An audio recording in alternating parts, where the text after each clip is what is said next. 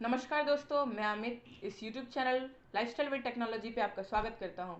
मैं इस चैनल पर लेकर आता हूं लेटेस्ट टेक इन्फॉर्मेशन जो आपको रखे आपके जनरेशन के साथ ही लाता हूं कुछ ऐसे टेक प्रोडक्ट्स जो आपके लाइफस्टाइल को एक पुश दे। तो चलिए आज की वीडियो को शुरू करते हैं।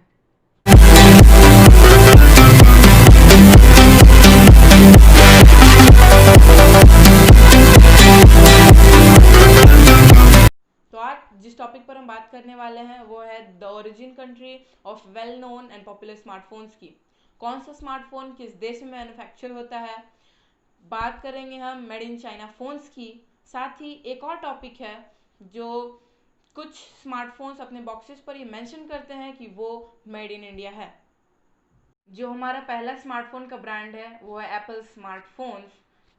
इसे हम प्रेम से आईफोन के नाम से भी जानते हैं। इसका जो मैन्युफैक्चरर है वो है एप्पल INC, जो कि कैलिफोर्निया की एक मल्टीनेशनल टेक्नोलॉजी कंपनी है। मतलब आईफोन जो कंपनी है ये USA की है, यूनाइटेड स्टेट्स ऑफ अमेरिका इसका प्रोड्यूसर है। साथ ही मैं आपको बता दूं कि एप्पल के फ़ोन्स मिडिल क्लास लोगों के पॉकेट में फिट नहीं होते हैं। मतलब आप समझ गए होंगे मैं क्या कहना चाह रहा हूँ। एप्पल स्मार्टफोन के साथ साथ tablets, PCs, smart watches and TVs भी मैन्युफैक्चर करता है। तो इसी के साथ हम बढ़ते हैं अपने सेकंड फ़ोन की ओर।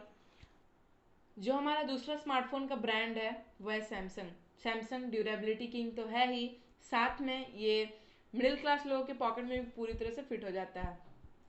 मैं आपको बता दूं कि सैमसंग एक साउथ कोरियन कंपनी है, पर इससे रिलेटेड बहुत इंटरेस्टिंग फैक्ट ये है कि सैमसंग का सबसे बड़ा मैन्युफैक्चरिंग हब इंडिया में है।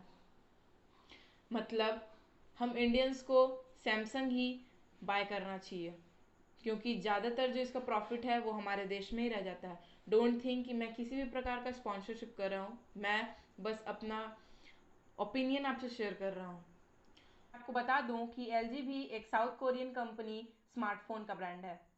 LG के स्मार्टफोन्स इंडिया में उतने रन नहीं करते हैं, क्योंकि LG अपना ज़्यादातर कंसंट्रेशन अपने अदर इलेक्ट्रॉनिक आइटम्स पर रखती है।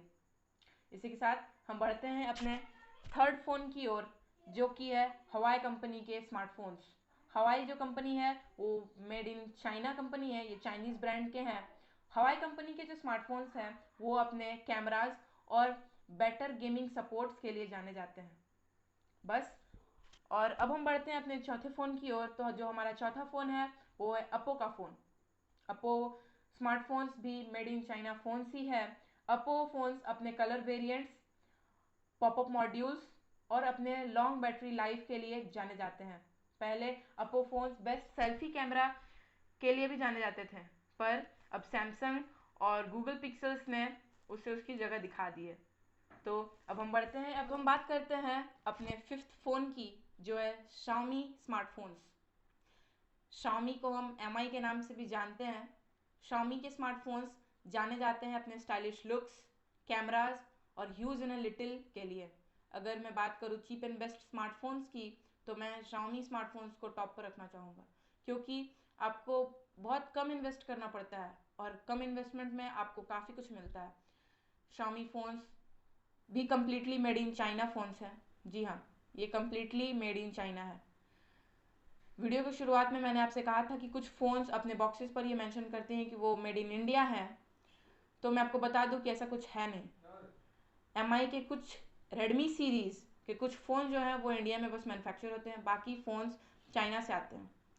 हाँ, उनकी असेंबलिंग इंडिया में होती है, मतलब चाइना से पार्ट्स आते हैं और इंडिया में हम उन्हें असेंबल करते हैं और मार्केट्स में सेल करते हैं। इससे ज़्यादा हम इंडियंस को प्रॉफिट होता नहीं है। तो इस तरह Xiaomi कंपनी बॉक्सेस पर मेड इन इंडिया लिखकर हम इंडियंस को धोखे में रखती है। अब हम जिन फ़ोन्स की बात करने वाले हैं वो सारे मेड इन जापान हैं। वो जो कंपनीज़ हैं लाइक सोनी, पैनासोनिक, सैनसुई, हिताची, ये सारे मेड इन जापानीज़ कंपनी हैं। मैं आपको बता दूं कि जापानीज़ स्मार्टफोन्स इंडिया में रन नहीं करते हैं, क्योंकि टाइम के साथ जापानीज़ कंपनी चेंजेस नहीं कर पाई, मॉडिफिकेशन नहीं कर पाई। इंडियन मार्केट्स को चाहिए कुछ ऐसे स्मार्टफोन्स जो उन्हें ज़्यादा फीचर्स दें, वो भी बहुत कम इन्वेस्टमेंट में, पर जापानीज़ कंपनी ये नहीं कर पाई, सो इंडियन मार्केट्स में सर्वाइव नहीं कर सकी। कुछ ताइवान की भी कंपनीज़ हैं like HTC, Asus and Acer। Asus के ROG सीरीज जब से लॉन्च हुए हैं, Asus तो बिल्कुल लाइक बूम। ROG सीरीज और Asus के जो स्मार्टफोन्स हैं वो अपने मल्टी फीचर्स और गेमिंग सपोर्ट्स के लिए जाने जाते हैं। अगर आप गेमर है then I will recommend you to buy this. Asus ROG series are the best for gaming purposes. अब मैं बात करता हूँ उन सारे चाइनीज स्मार्टफोन्स की जो आज इंडिया में अच्छे से रन कर रहे हैं, और वीडियो के लास्ट में मैं ये भी बताऊंगा कि आखिर क्यों चाइनीज कंपनीज इंडिया में सरवाइव कर पा रहे हैं। Chinese smartphone companies like Amoi, Coolpad, Lenovo, G5, Haier, Honor, Huawei, Konka, Meitu, Meizu, OnePlus, Oppo, Vivo and Realme और भी बहुत सारे फ़ोन्स हैं जो इंडिया में आज अच्छे से रन कर रहे हैं और अच्छे से पैर जमाए बैठे हैं। मैं बताता हूँ आखिर क्यों चाइनीज स्मार्टफोन्स इंडिया में सरवाइव कर पाए और आज इतनी अच्छे पकड़ कैसे रखे हैं।